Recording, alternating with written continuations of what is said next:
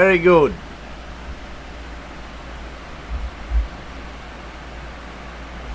Yes, now I finally figured it out. So here we are. Well, ladies and gentlemen, thank you. My name is Derrick. I am your favorite neighborhood bastard. I am the Prodigal Bastard. And, well, I'm here today live because I'm still figuring out how to work technology. Like, I'm not that good at it. To be honest with you, I fucking hate it. I've been a labor worker my whole life, man. This shit is new to me. It's all Greek. And I know that, like, the problems I'm having, like, there's kids out there right now in middle school that are going, what is your issue? You know? Like, I know it's stupid and I'm trying to figure it out. But look, here, this is the first I've ever done this before, so I'm learning. So today I just decided to go live instead of just try to record something because I wanted to be able to, well, I just wanted to be able to put something out to you. Let's talk some UFC for a little bit. This video segment is it's about two fighters. Two fighters I'm going to show you here in a second. Now, as we all know, that the light heavyweight division in the UFC, that's basically the topic of conversation today. The light heavyweight division in the UFC has been in dire straits for a long time. I mean, let's just go back 12 years ago real quick to when John Jones was taking over. And he had just stepped on the scene. Nobody really kind of knew it yet that he was going to take over. I knew it. I even said it on one of my previous addictMMA videos from like 13, 12 years ago or something like that. The dude's going to be the future of the sport. But he held the division hostage. Now, to take you back a little bit, to help you understand why it's so bad that the light heavyweight division is dying right now, I just want to talk about how the whole thing came about here in America. Back when it started and the UFC was just getting started, it basically started with welterweights, if you think about it, because Royce Gracie was the one that was the promised child, and he was put out front to win all the championships until other guys started actually coming through and the fight game evolved. But the whole thing started out in a basic welterweight division, a good, 170 pounds. And for the first days of the UFC, we found that the heavyweight division and the light heavyweight division were the ones that were getting the most success. And that was because, listen, everybody wants to see the heavyweights knock each other out. Everybody wants to see that because that's the most fucking fun thing to watch. Heavyweights just beating the dog shit out of each other. Like, that's what we want to see. They never last that long, and it's always a pretty decent knockout. And if it isn't, oftentimes it's a really boring fight that we're all pissed we watched. But the welterweight division at that time of the comeuppance of the UFC, back before it was really completely legal, you had the welterweight division, man. And it was small enough guys that were able to put on knockout power type punches. They were fast, but they were powerful. Like Matt Hughes was the calendar boy. He was the poster child, the marquee guy of that division as the UFC was coming up into legality and becoming a legit sport. And that's where it was. It was that division. It was this division. And then things in the middle started to kind of put together. The middleweight division did pretty good, over in Pride and things of that nature, like over here in UFC. But nowadays you'll find that the light heavyweight division is dying. It's almost dead. People either want to go to middleweight or they want to go to heavyweight. And they're not really going in between, unless that's just their body style and that's kind of where they feel better at. But even in Bellator, it's not like that division's doing really good. You got to think that right now, Bellator's building their heavyweight division based off of former light heavyweight division fighters from the UFC. So, just to give you an example of how the light heavyweight division is kind of dwindling, there it is. So today, let me see if I can get this. Let me see if I can do this correctly. Today I'd like to talk to you about two fighters, and here they are. The top being Jiří Procházka. That's my main focus of topic today. That's who I really want to talk about. But this is going to be his challenger probably later this year, and that is Aleksandar Rakic, the Serbian. Jiří Procházka, he's a Czech Republic fighter. This dude, this is what you need to know. This dude has had over 30 fights before he even fought in the UFC. And he did that on purpose because he wanted to make sure that he was fucking ready before he went up to the big leagues. He wanted to make a statement, and let me tell you, that's exactly what he's done. I love this guy. He's had 2 fucking fights in the UFC. Deuce. You know what I'm saying? Like, listen, we've all seen the bad side of a hype train. I don't want it to happen to Yuri. That's going to be also a topic of conversation here as we go forward. I love this guy. I mean, okay, so to give you an idea of his style, if you haven't watched him fight yet, please go fucking watch his last fight against Dominic Reyes, who's ranked number 3 at the time, a couple of weeks ago. Not anymore. Dominic Reyes came very close to being one of the guys that could have almost beat John Jones. But didn't, just like everybody else, because as we all know, John Jones is actually the greatest. It's just that he's a spoiled fucking brat and, you know, does his own thing and don't give a shit about his talents or anything else. He takes everything for granted. That's why I don't like him anymore. I mean, listen, Johnny Jones is still the best. But he's fucking failing. And listen, buddy, you should have moved up to the heavyweight division a lot earlier than you did. Because now you're fighting killers. Real fucking killers. You had a chance against Cain Velasquez, Johnny Bones Jones. But against Francis fucking Ngannou? Get out of here. Derrick Lewis is shit cardio, but he'll fucking hit you one time, and you won't get up from it. I'm telling you, dude. You've just got too many. Curtis Blades? Are you serious? Johnny Jones. Like, Johnny BJ, this is your time. You fucked it up. It's done. But that's the reason the light heavyweight division is in the shape that it is, because he held it hostage for so many years with his criminal non-convictions or convictions. I don't give a shit what a criminal is outside of their sport, as long as they can, you know, keep up with the probation and do the right thing and fucking, you know, give me what I paid for, asshole. But anyway, I digress. What we have to look forward to in the light heavyweight division is this. Yuri Prochazka, who just ran roughshod over Dominic Reyes just a couple of weeks ago, did it in such spectacular fashion. And his fighting style, what I was going to tell you, is much like Dominic Cruz. And if you don't know who Dominic Cruz is, well then crawl out from the rock you're living under and don't watch this video anymore, because you don't fucking know anything anyway.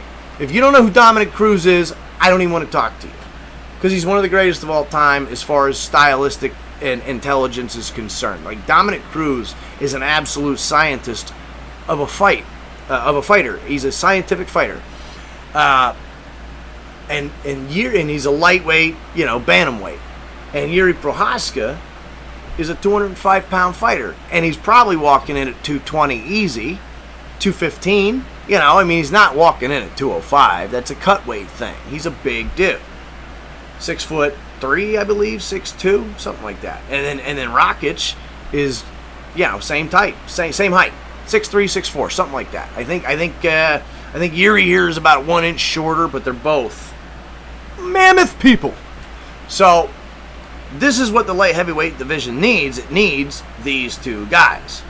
Now, none of us have really ever heard of a lot of the fighters in the light heavyweight division recently, even the top-ranked ones, because Alexander Rakic's most notable wins come over Jimmy Manuwa and Thiago Santos, who was at the time ranked number 2, which is why Rakic was ranked number 2 until just the other day when Yuri defeated Dominic Reyes, unseated Alexander Rakic from his number 2 seat. He's now in it. Yuri is looking at the next title fight in the light heavyweight division, but here's the rub. So, first you got the 2 guys actually going to fight this year for the belt.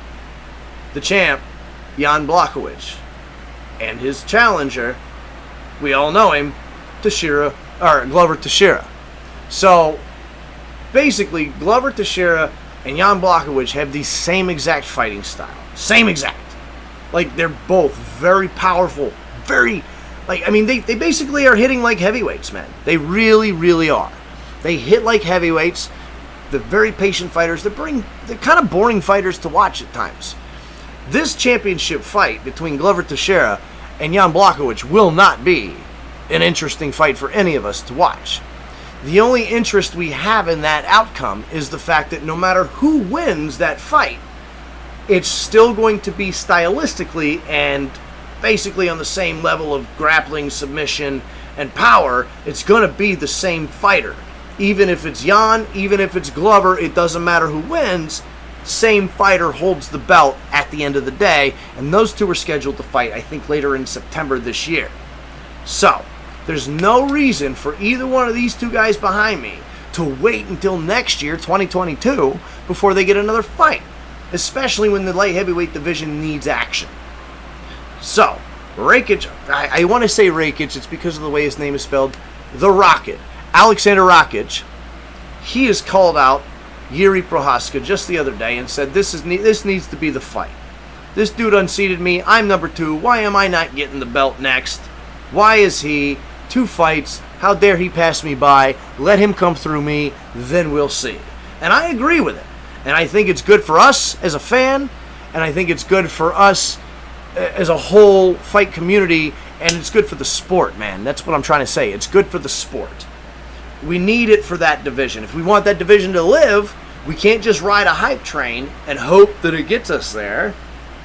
We need to go ahead and see who the best is. And if the best is unfortunately a boring fighter, like now here's the thing about Alexander Rakic, is he is very good. 14-2. This dude's phenomenal. It's just that he's a very patient fighter, and his ground game, I fear, is not what it needs to be. However, against a guy like Jiri Prochazka, probably level. The difference between Jiri Prochazka, why I love him so much, and I think we do need him in the light heavyweight division, is this. He's fucking savage. And remember what I said earlier about the way he fights like Dominic Cruz, and that is kind of hands down at the hips, which is very dangerous in this sport. Obviously, it's dangerous in any combat sport where you got kicks and punches coming at you. But in the world of MMA, you have to be ready for takedowns. And some of these fighters, like Dominic Cruz, like Jiri Prochazka, they've got such good takedown defense, and they have good enough ground game that they can keep their head or their hands down. And they're confident in their footwork versus body movement. Head movement, I mean, I can't really translate it well here in this little studio I have for myself, but what I can tell you is based on head movements, guys like that feel confident with their hands below their chin because they want to see it all coming. And not to mention, this is actually kind of the advantage to having your hands down at your hips. Not that it's the best thing to do, but when you got a guy like Jiri Prochazka, who is so fucking bloody savage, like he's a goddamn wild animal in there that is very calculated at what he's doing. And even though it doesn't seem calculated, this dude, again, it's not going to translate well to video based on the confines that I am working in. But I mean, just to hold your hands at your hips and to be able to feint an uppercut and come over, that alone is pretty crazy to me, because it's tough to feint an uppercut and hook if you're doing the standard boxing or kickboxing style of fighting where you're staying in your home. People can see these movements. They know those movements. If you're a fighter, you know the movements. You watch the chest. You're not watching your opponent's eyes because that's deceiving. On all kinds of levels, I'm not going to get into that. But Jiri Prochazka has a way of throwing these punches that you don't really understand the angle he's coming at. And a lot of fighters, young fighters, are starting to do this more and more. And I like it because it adds to the evolution of the fight. And anyway, I was getting off on Jiri Prochazka's style. I apologize. Let me retract myself real quick and just say that at the end of the day, I think that this is the fight that needs to happen, and it probably should happen the same night that they put on the other two guys to fight for the belt. The night that Jan Blachowicz defends his title against Glover Teixeira, I believe that they should put on the same card, on the main card. They should maybe even start it out this way. Who knows? Or maybe make it the co-main event. I'm just the guy talking shit. But I'm just saying, you put Jiri Prochazka 29, 3-1. I don't know why I said 30. I'm thinking 30 fights, and I was giving you his record. 29, 3-1 against 14, 2-0 Alexander Rakic, the two top guys in the division, and then let them get the winner. That winner goes on to face the champion. But, like I said, the champion, no matter who wins, it's still going to be the same style of champion. It's not going to change. It's only going to be a name change. It's not going to necessarily be... It's kind of a fun way to think about it. It's weird, but that's what it is. Blachowicz and Teixeira are identical. That's going to be a stalemate fight. None of us are going to like watching it. It's going to suck. But whoever wins that fight, the same style is going to have to face one of these two guys behind me. I believe that Jiri Prochazka has what it takes because of his pure savagery. He doesn't give you time to guess, and with his different angles, he's constantly throwing. Now, of course, he's on the defense a little bit, and he's got to back up, and he's got to do his thing, and he does get hit. And let me tell you that if Jan Blachowicz or fucking Glover Teixeira, either one of them, hit fucking Jiri in the face, that's going to be his true test. All the fights he's had ain't shit. I mean, I think he did lose to King Mo Lawal once.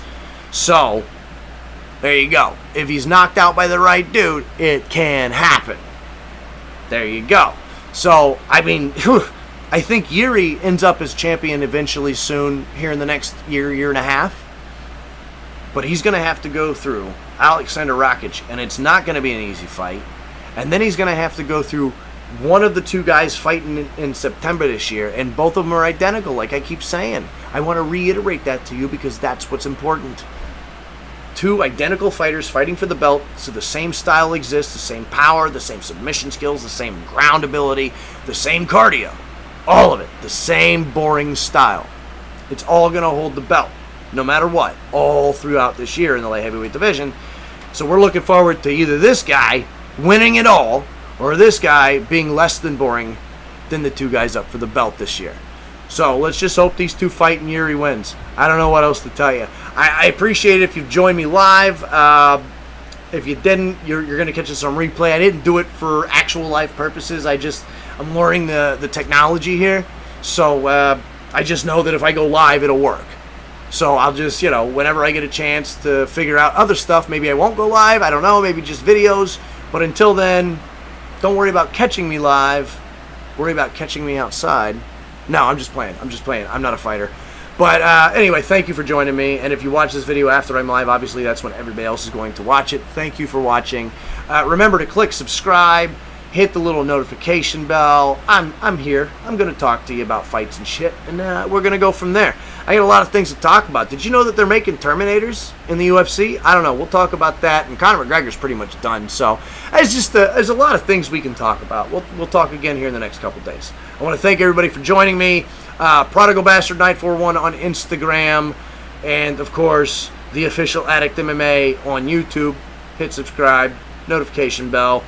When you search YouTube, though, you're going to find a bunch of addictMMAs. Look for the newest one. Thank you very much. I'm the Prodigal Bastard, Derrick.